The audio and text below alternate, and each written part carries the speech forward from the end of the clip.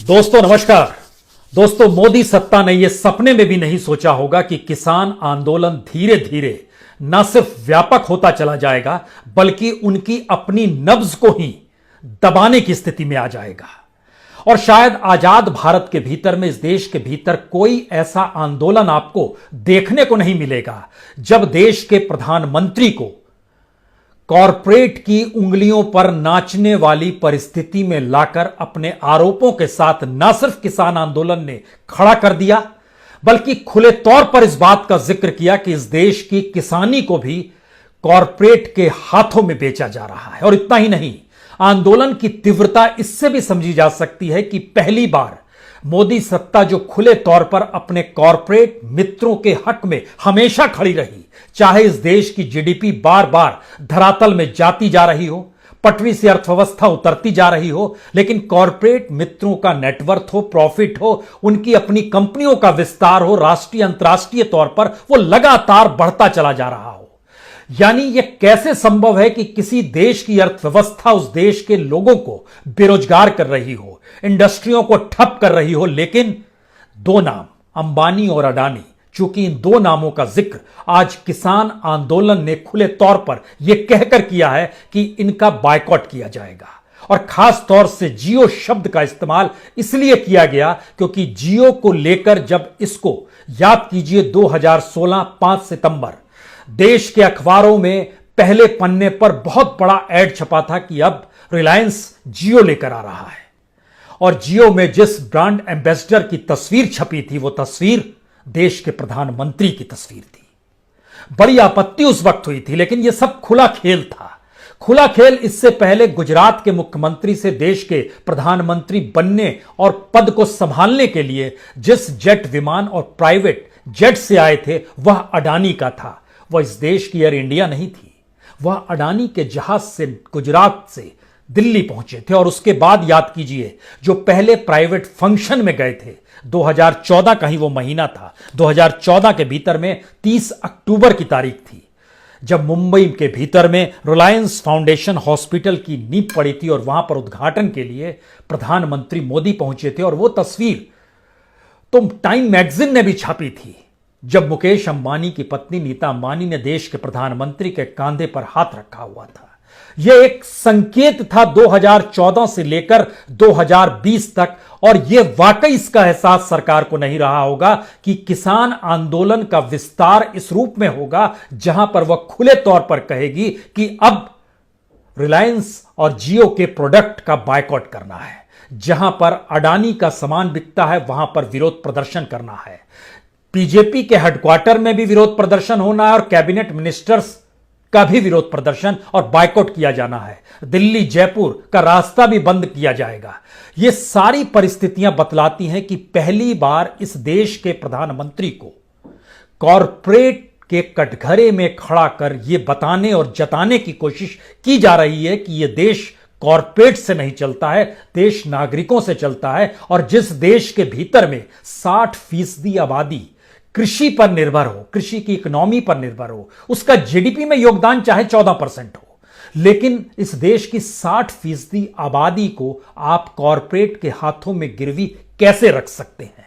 इसीलिए जो 3 बिल आए, 3 कानून बना गए, उसको लेकर आज जब प्रस्ताव दिया गया तो वो प्रस्ताव पढ़ने के बाद आपकी आंखें भी चकाचौंध हो जाएंगी कि सरकार को क्या एहसास है, सरकार इन बातों को समझ क्यों नहीं पा रही है कि जिन 3 कानूनों का उसने जिक्र किया और आज जब प्रस्ताव के साथ रखा तो उस प्रस्ताव के भीतर के संकेत 3 हैं। पहला, हमसे गलती हो गई।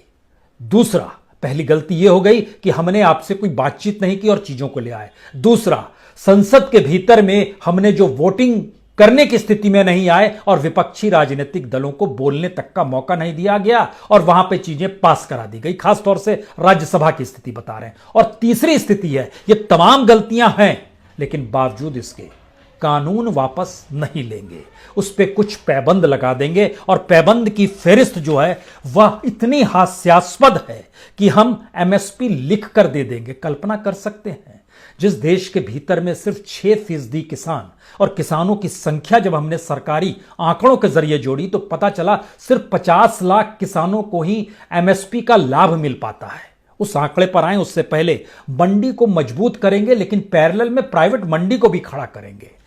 प्राइवेट परिस्थिति में इस देश के पीएसयू को सेल किया जा रहा है, बेचा जा रहा है, खुले तौर पर उनको नीलामी हो रही है, कौड़ियों के मोल नीलामी हो रही है। तो मंडियों की स्थिति कैसे बचेगी और कैसे मजबूत करेंगे? एपीएमसी का संशोधन करने की जो बात है उसमें वो संशोधन आप कैसे करेंगे? वहां पर जिक्र हो रहा है कि अब हम टैक्स जोड़ेंगे, सेस जोड़ेंगे, लेकिन दूसरी तरफ प्राइवेट पूंजी जब इस बाजार के भीतर में घुसेगी तो उसी की चलेगी। और सरकार कह रही है जी नहीं, सरकार अपने तौर पर एमएसपी की कीमत पे ही खरीदेगी। और सरकार अगर इसके पैरेलल में कल राशन के दुकानों तक भी अनाज पहुंचाने की जिम्मेदारी कॉरपोरेट को दे देगी तो सरकार क्या खरीदेगी? कहने भर की बात है, ये कोई भी समझ सकता है। जिन बातों का जिक्र है उसमें बहुत साफ है, हम किसान ट्रिब्यूनल बना देंगे। इस देश के भीतर में रेप को लेकर जो ट्रिब्यूनल 2013 में जिसका जिक्र किया गया था, उस ट्रिब्यूनल की स्थिति इस देश में फास्ट ट्रैक अदालतों के तहत भी जब ऐसे संवेदनशील मामले निपटाए नहीं जा सके हैं तो फिर किसानों के मामलों के लिए ट्रिब्यूनल बनके क्या होगा? और अगर वो सिविल कोर्ट में भी चले जाएंगे तो सिविल कोर्ट में जहां 1,90,00,000 से ज्यादा मामले लंबित पड़े हुए हैं उसकी फेरिस्त और बढ़ जाएगी। एसडीएम की स्थिति इस देश में क्या है वह भी किसी से छुपा हुआ नहीं है।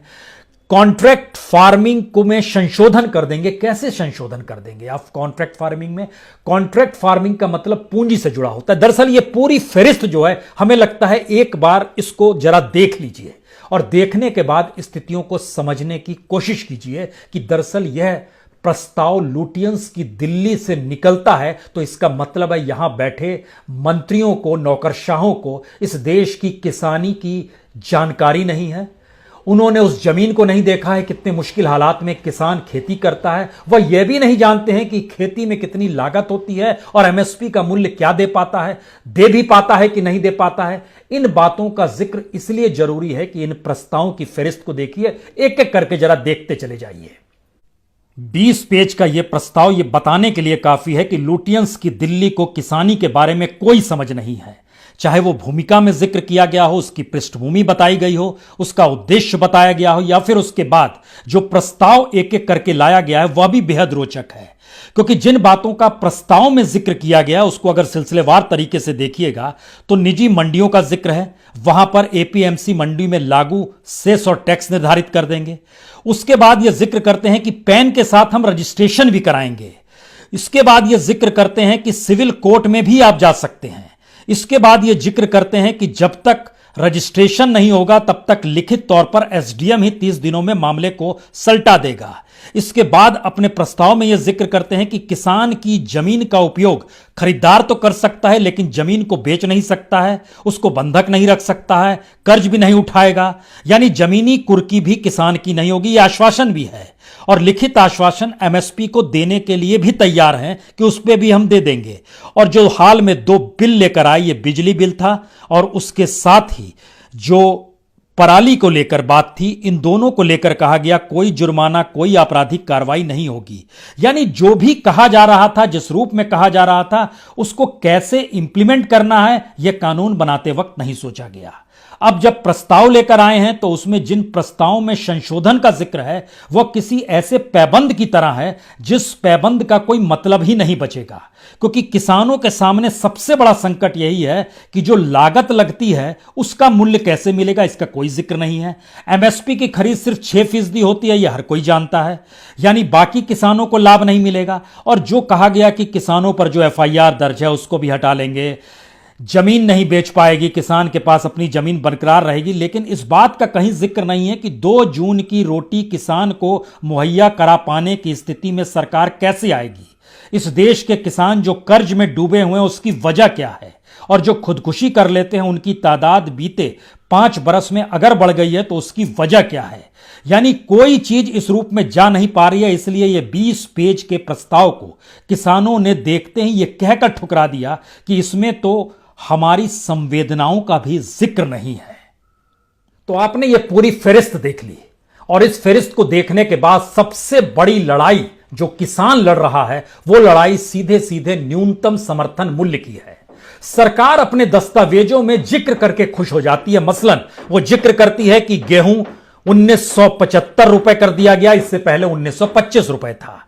चना 5100 रुपए कर दिया गया, इससे पहले 4875 रुपए था। जौ 1600 रुपए कर दिया गया, इससे पहले 1525 रुपए था। मसूर की दाल 5100 रुपए कर दी गई, इससे पहले 4800 रुपए था। इसी तरीके से धान का मूल्य भी 50 रुपए बढ़ा दिया गया। लेकिन बार बार जरा इस एमएसपी के अंतर्गत खुले बाजार में बिकने वाले धान और गेहूं की फसलों को देखिए, कितनी कीमत में बिकता है।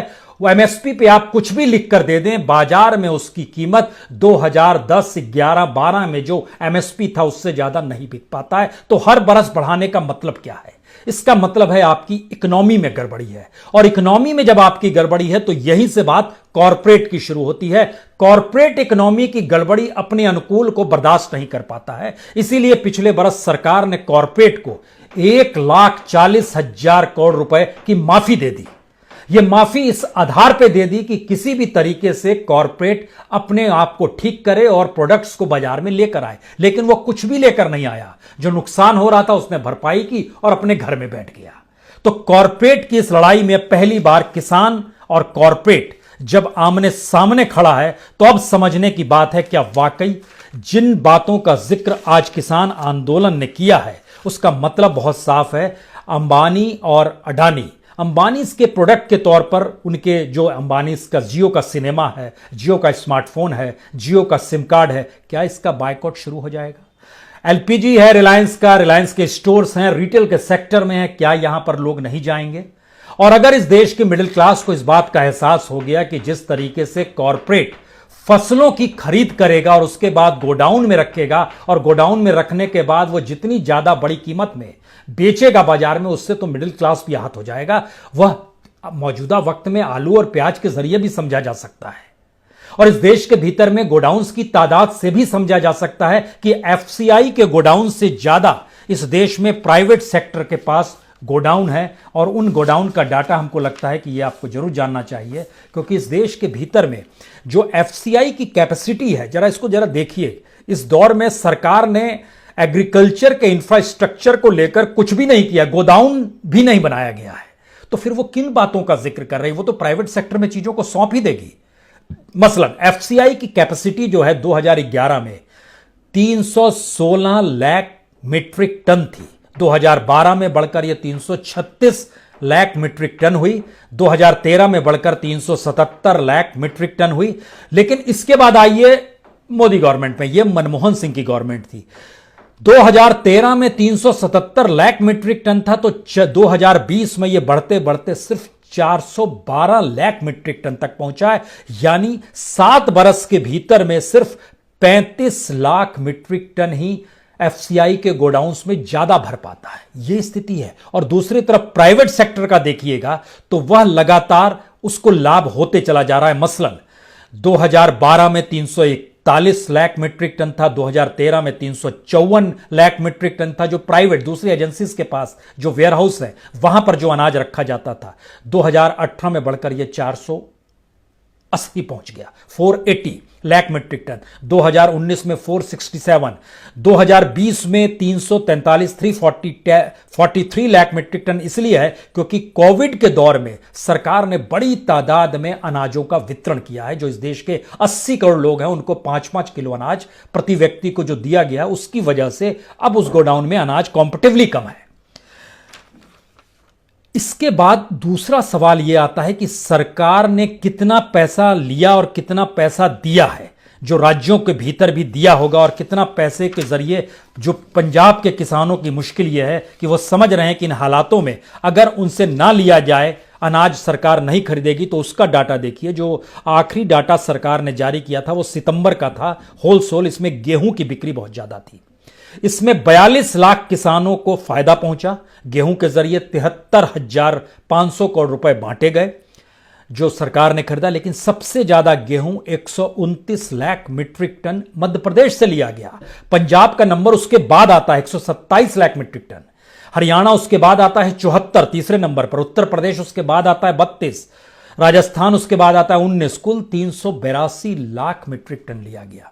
यह मुश्किल और बढ़ जाएगी, यानी एमएसपी पे कोई लेगा नहीं, स्थिति और बिगड़ेगी। बाकी राज्यों की स्थिति तो नाजुक है ही, उसमें बताने की जरूरत नहीं है। लेकिन जब आप चावल यानी धान पे आइएगा तो धान की फहरिस्त में जो सितंबर में जो खरीदारी हुई थी उसमें टॉप पर तेलंगाना है 64 लाख मीट्रिक टन, दूसरे नंबर पर आंध्र प्रदेश है 31 लाख मीट्रिक टन, ओडिशा उसके बाद 14 लाख मीट्रिक टन है, तमिलनाडु 4 लाख मीट्रिक टन है। कुल मिला के 119 लाख मीट्रिक टन सितंबर में खरीदा गया था। सवाल है कि धीरे धीरे किसानों की स्थिति नाजुक हो रही है। सवाल है कि राज्य भी अब एमएसपी पर अनाज खरीद पाने के लिए उनकी इकोनॉमी डगमगा गई है, वो खरीदने की स्थिति में नहीं आ पा रहे हैं। सवाल है अब इसके आगे का रास्ता किसानों के सामने क्या जाता है। किसानों ने जो नाम ले लिया अंबानी और अडानी का, इसका मतलब बहुत साफ है कि उन्होंने उस नब्ज को दबा दिया है जो इस राजनीतिक सत्ता, मौजूदा प्रधानमंत्री मोदी जो हैं उनकी जो सत्ता है उस पर उंगली रख दी है। क्योंकि अगर भारत के भीतर में कॉरपोरेट के प्रोडक्ट्स का बायकॉट किसानों ने शुरू किया और होते होते लोअर मिडिल क्लास और अपर मिडिल क्लास तक पहुंच गया तो फिर स्थिति नाजुक हो जाएगी। क्योंकि अडानी एडिबल ऑयल बनाते हैं, फूड एडिबल ऑयल्स बनाते हैं, जो अलग अलग फॉर्च्यून है, किंग सोयाबीन है, ऑयल है, इसके अलावा उनके दुनिया भर की चीजें हैं जो प्रोडक्ट्स के तौर पर है। रिलायंस के भी प्रोडक्ट्स हैं जिसमें खासतौर से रिटेल के सेक्टर में जिक्र किए गए तो Reliance fresh, Reliance smart, Reliance market, Reliance digital, Reliance jewel, वो तो ज्वेलरी में भी आ गया है, रिलायंस ट्रेंड्स जहां पर कपड़े खरीदे जाते हैं जो कि तमाम मॉल्स के भीतर में आपको दुकान नजर आएगी। दुनिया की अलग अलग जो बड़ी कंपनियां हैं उसमें भी रिलायंस का पैसा लगा हुआ है, जैसे अरमानी है, जैसे बॉस है, जैसे डीजल है, जैसे मार्क एंड स्पेंसर है। ये एक फहरिस्त है उसकी। ये बताने के लिए काफी है क्या पहली बार इस देश के भीतर में किसानों ने लड़ाई उस कॉरपोरेट से शुरू कर दी है जिस कॉरपोरेट की पूंजी तले इस देश की पॉलिटिक्स चल रही थी। पहली बात, इस देश के किसानों ने उस नब्ज को दबा दिया है जिसके जरिए इस देश की इकोनॉमी को पटरी से यह कहकर उतारा गया कि हम 5 ट्रिलियन तक पहुंच जाएंगे क्योंकि कॉरपोरेट को लाभ देंगे तो कॉरपोरेट रिटर्न भी देगा। या फिर पहली बार इस देश के भीतर में एक हेड ऑन कोलिजन की स्थिति है जिसमें देश के ही कॉरपोरेट्स, कोका कोला बाहर की कंपनी थी, हिंदुस्तान पेट्रोलियम जब उस वक्त बेचा जा रहा था अटल बिहारी वाजपेयी के दौर में तो विदेशी कंपनियों को रोकने की बात थी जो जॉर्ज फर्नांडिस ने उंगली उठाई थी। अब तो खुले तौर पर सारी चीजें हो रही हैं। डिसइन्वेस्टमेंट के नाम पर भारत पेट्रोलियम का नाम भी है, उस समय भी भारत पेट्रोलियम का नाम था, और एक लंबी फहरिस्त है कि इन कंपनियों को बेच देना। इसका मतलब है कि सरकार की इकोनॉमिक सिचुएशन और इकोनॉमिक फिलॉसफी जो है वह जिस कैपिटल पे टिकी हुई है उसमें किसान मायने नहीं रखता है। और किसान ने अगर इस तरह कॉरपोरेट के विरोध और बायकॉट की स्थिति में लाकर देश को खड़ा कर दिया, क्योंकि देश के सामने 2 सवाल होंगे। किसान अगर अपने प्रोडक्ट को कल सरकार को ना बेचे तो जनता कहां से लाएगी गेहूं, कहां से लाएगी चावल, कहां से लाएगी सब्जी। उनको किसान के साथ खड़ा होना होगा, एक बात। दूसरी बात, अगर कॉरपोरेट किसी मार्फत घुस भी जाते हैं तो कॉरपोरेट को मुनाफा चाहिए। वह सब्सिडाइज रेट पर तो अनाज और फसल नहीं बेचेगा, उसको इस रूप में बेच भी नहीं सकता है क्योंकि उसका प्रॉफिट घट जाएगा, और प्रॉफिट अगर इस रूप में नहीं होगा तो वो कॉरपोरेट फिर सरकार को क्या रिटर्न करेगा। यह भी एक साइकिल है, इसको भी ब्रेक लगा दिया गया। यानी इन तमाम परिस्थितियों के बीच में आखिरी बात यह समझने की जरूरत है कि इस देश के भीतर में कितनी जिम्मेदारी के साथ सरकार ने काम किया है। चाहे वो सिंचाई का मुद्दा हो, सरकार ने सिंचाई का इंफ्रास्ट्रक्चर बीते 6 साल में डेवलप नहीं किया, सरकार ने मंडियों को उस रूप में डेवलप नहीं किया, सरकार ने एमएसपी के जरिए अनाज और फसल खरीदी जाए इसकी कोई पुख्ता व्यवस्था नहीं कर दी। अब वो सिर्फ ये कह रही है कि हम लिख कर दे देंगे। लिख के देने से भी काम नहीं चलेगा क्योंकि खरीदार के पास तो पैसा नहीं है और सरकार खरीदने की स्थिति में नहीं है, सिवाय एक राशन कार्ड के अलावे के जो पीडीएस सिस्टम है उसके अलावे देने की स्थिति में नहीं है। इतना ही नहीं, आपको जानकर हैरत होगी, जो एमएसपी तय करने के लिए जो commission for agriculture cost and prices है, जो एक ऑर्गेनाइजेशन बना हुआ है, उसमें 5 सदस्य होते हैं। एक चेयरमैन होता है, एक मेंबर सेक्रेटरी होता है, एक ब्यूरोक्रेट होता है सीनियर मोस्ट, एक और 2 किसान होते हैं। 2 किसानों तक की भर्ती उन जगहों पर नहीं हो पाई है। यानी ये एक ऐसा सवाल है कि बार बार लौट के वहीं पर आते हैं, इस देश की सरकार या प्रधानमंत्री खुद का स्टाइल कहीं कॉरपोरेट में तो तब्दील नहीं हो गया। हमने एक बात जिक्र किया था इससे पहले भी कि इस देश के प्रधानमंत्री के प्रचार पर बीते 5 साल 2014 से लेकर 2019 तक हर दिन 3,23,00,000 रुपए खर्च होते रहे। किसान की कमाई प्रतिदिन की 214 रुपए है। 604 रुपए पंजाब के किसानों की कमाई आती है, लेकिन यहां 3,23,00,000 रुपए प्रतिदिन प्रचार में उड़ाए गए। और जो विदेशी यात्रा प्रधानमंत्री ने की है, जब हमने उसका एवरेज निकालना शुरू किया, वह पता चला कि हर दिन विदेशी यात्रा का जो खर्चा था वो 25,44,427 करोड़ रुपए, 25,44,427 यह हर दिन खर्च हो रहा था, लगभग 25,500,000 रुपए। और इसको जब आप कन्वर्ट कर दीजिएगा कि 5 साल में कितना खर्चा हुआ, तो तकरीबन 465 करोड़ रुपए विदेशी यात्राओं में खर्च हुए हैं। यह रईसी कोई कॉरपोरेट या बड़ा बिजनेस टाइकून कर सकता है। भारत जैसे देश में जहां न्यूनतम की लड़ाई किसान लड़ रहा हो, वहां पर जहां बेरोजगारी की परिस्थितियां सबसे विकट आजादी के बाद से हो चली हो, जहां सबसे नीचे जीडीपी चली गई हो, वहां पर यह रईसी कैसे संभव है? इसका मतलब है कि इकोनॉमिक रिफॉर्म में गड़बड़ी है। और इस देश के जो नीति आयोग है, नीति आयोग के सीईओ अमिताभ कांत जब कहते हैं कि हम लोग मैक्सिमम डेमोक्रेसी को जी रहे हैं, इसी वजह से रिफॉर्म नहीं हो पाता है, तो हमें लगता है कि लौट चलना चाहिए आजादी के तुरंत बाद, जब प्लानिंग कमीशन बनी थी। मोदी सत्ता ने तो प्लानिंग कमीशन खत्म कर दी और नीति आयोग बनाया, जिसके सीईओ कहते हैं कि डेमोक्रेसी को भी अब छोटा कर देना चाहिए, तभी हम रिफॉर्म कर पाएंगे। उस वक्त जब प्लानिंग कमीशन ने पहली बार बताया था और पार्लियामेंट में आके नेहरू के मंत्री ने जानकारी दी थी कि 16 आने प्रति व्यक्ति आए हैं, तो उस वक्त राम मनोहर लोहिया ने आपत्ति की थी कि ये झूठ बोल रहे हैं। और एक लंबी बहस हुई, और उस लंबी बहस के बाद राम मनोहर लोहिया जो समाजवादी थे, उनकी जो पूरी टीम थी, उन्होंने जब एनालिसिस करना शुरू किया और पार्लियामेंट में जो सबसे लंबा डिस्कशन चला, आखिर में सरकार को मानना पड़ा, आप ठीक कह रहे हैं, यह 16 आने नहीं है, वो घटाते घटाते 11 आने पर आए। लेकिन राम मनोहर लोहिया लगातार कहते रहे कि यह भी झूठ है। यहां तो बात यह है कि उन्होंने बात 3 आने से शुरू की थी, उन्होंने कहा 9 आने से ज्यादा संभव ही नहीं है। तो प्लानिंग कमीशन को भी अपने डॉक्यूमेंट्स ठीक करने पड़े थे उसके बाद। और आज की स्थिति यह आ गई है कि नीति आयोग उसके बदले कहता है कि यह देश मैक्सिमम डेमोक्रेसी को जी रहा है। किसान की लड़ाई और किसान का संघर्ष इस देश के भीतर में हमें पता नहीं क्यों आखिर में याद आ रहा है राजीव गांधी का सत्ता काल, जो बेहद ठसक के साथ, अति लोगों के साथ, पावर के साथ टिका हुआ था, लेकिन बफोर्स अचानक उसका जिन्न निकला और वो सरकार ढह के गिर गई, जिसके पास 400 सांसद थे। मौजूदा सरकार के पास भी गठबंधन के साथ 350 सांसद हैं और खुद उसके 303 सांसद जो 2019 में जीत कर आए। लेकिन किसानों का यह संघर्ष जब सत्ता को ही बना चुका हो कि आप कॉरपोरेट की उंगलियों पर नाच रहे हैं और कॉरपोरेट की उंगलियों और उनके शिकंजे में हमें भी डाल रहे हैं, तो इसका मतलब है यह लड़ाई बड़ी और व्यापक है। यह रास्ता संघर्ष का तो जरूर है, सवाल इसमें यही है कि संयम और जुड़ाव और सरोकार किसके ज्यादा तेजी से बढ़ेंगे। क्योंकि प्रचार तत्व के आश्रय जो तमाम मीडिया को अपने भोंपू के तौर पर मौजूदा सत्ता ने इस्तेमाल करना शुरू किया है, कुछ दिनों के बाद मीडिया के भीतर भी यह सवाल होगा कि अगर उन्हें लोग बायकॉट करेंगे, देखेंगे नहीं, क्योंकि जब अंबानी और अडानी का बायकॉट हो सकता है, तो इन न्यूज चैनलों की क्या बिसात। संभलना इन्हें भी है और कुल मिलाकर इस देश को संभालना है। बहुत बहुत शुक्रिया, बहुत बहुत शुक्रिया।